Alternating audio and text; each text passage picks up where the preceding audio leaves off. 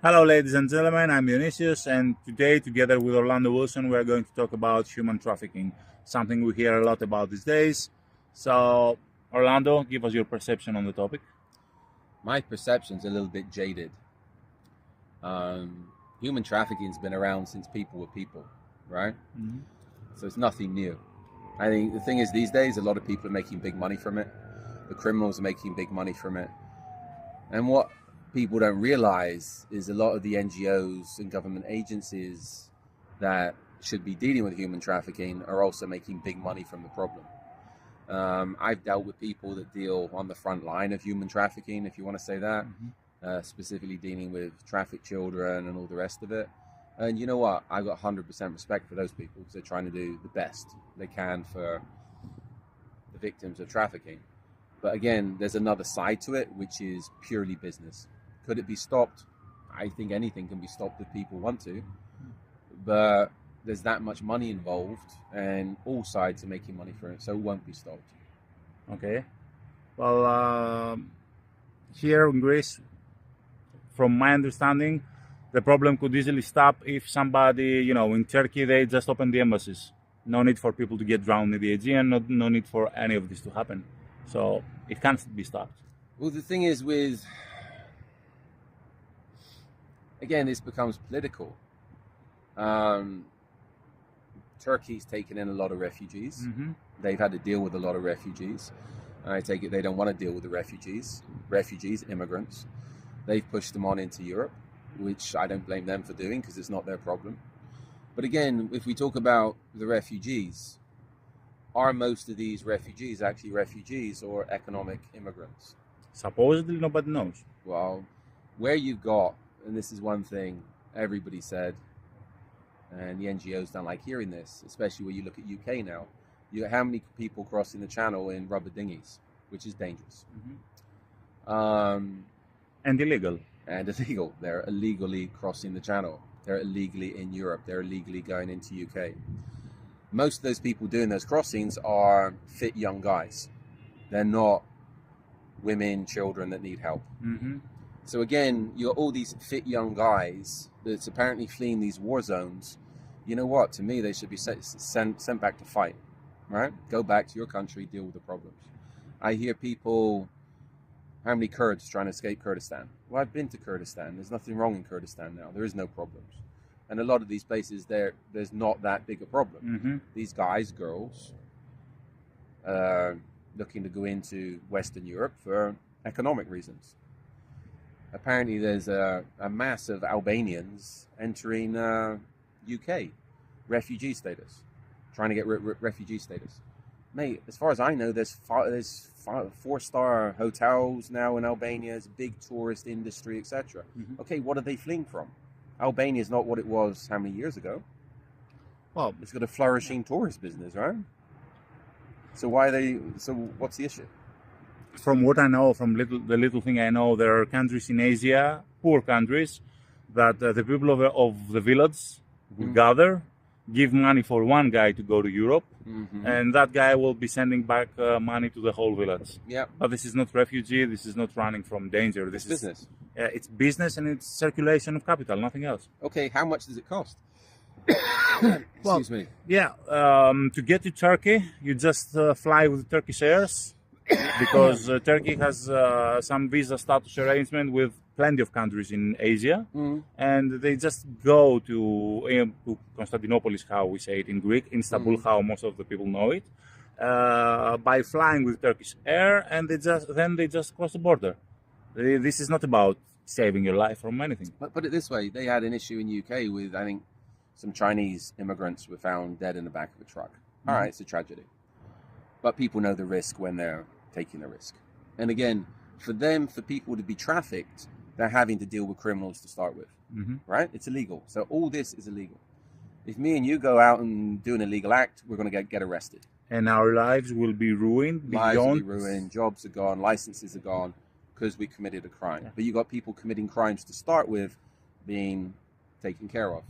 Now, the thing is, people are saying that it costs those Chinese immigrants, illegal immigrants, about £30,000, 30,000 euros to get from China into UK cash. Okay.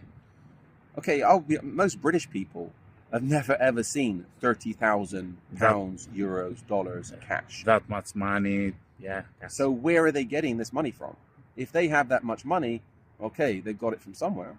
It's the same as you've got how many African immigrants now turning up in Mexico to go into the US. Yeah. People from all over the world flying into Mexico, going by boat, whatever. I think some were going into Colombia and working their way up through Latin America. Okay, where do they get the money from? Mm-hmm. It's not free to be trafficked from Africa into UK, into US.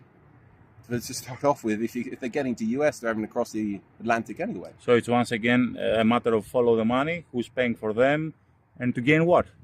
And where do they get the money from? Yeah. And again, we've talked about this before. It makes me laugh. And again, I've lived most of my life wandering. Trying to get residents, if you do things properly, trying to get residents, legal residents in a place these days, trying to get legal papers, even work papers. If you turn up and do things officially, properly, headaches. Mm-hmm. But again, you've got how many people turning up illegally, having dealt with criminals, having to deal with criminals to get into the countries.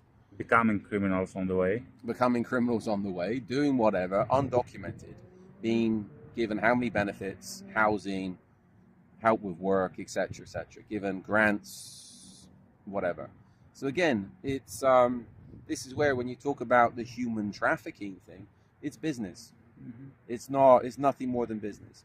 The governments are making money from this. The governments are making money because I know in the US, I was speaking to somebody a few years ago, last time I was there, and they're like, one of their relatives was involved in helping unattended children that turned up. Mm-hmm. And apparently, I don't go into too much details on this. If a child turns up at one of the airports unattended, they can stay in the US. And there's agencies out there that the customs immigration will call that will come and take care of that child. They're making big bucks. Okay. Those agencies are making big money to take care of that child.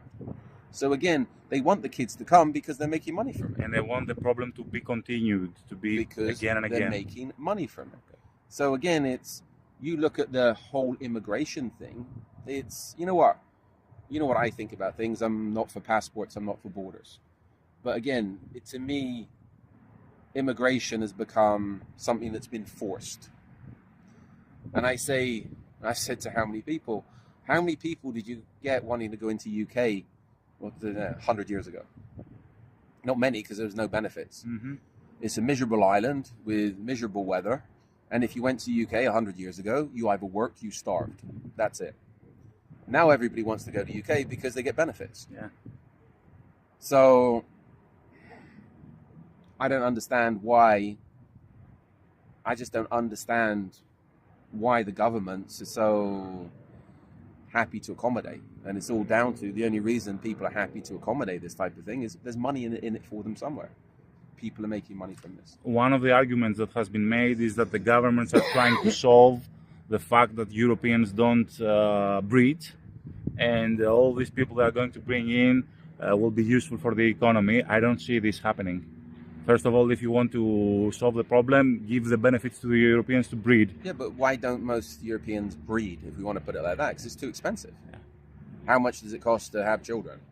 Can most families in the UK, can most families in most of Europe afford to look after 3 or 4 children, as well as keeping jobs, as well as keeping a decent standard of living? No. So while you're bringing in immigrants to breed and populate Europe and for workforce, like you say, it's like the money that's been given to immigrants, the money that's been given away in overseas aid, if that went to the populations, the citizens of the countries, the people that's been there forever, then I think things would be different. I think it's just, there's more to it. I think a lot of people are making big money from the immigrants coming in. It's the same as how many countries are accommodating immigrants for no other reason that they're getting EU grants. Yeah. There's money being given to them to accommodate the immigrants. That's it.